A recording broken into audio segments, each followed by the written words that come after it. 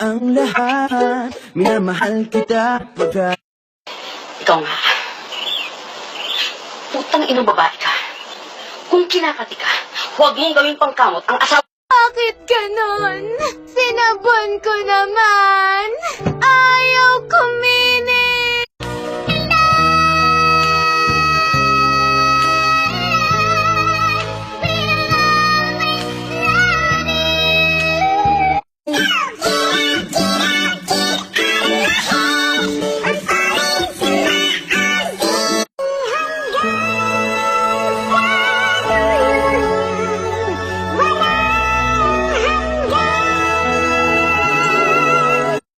Ang pera natin, hindi basta-basta mauubos. Pero ang pasensya ko, konti-konti na lang! Hindi!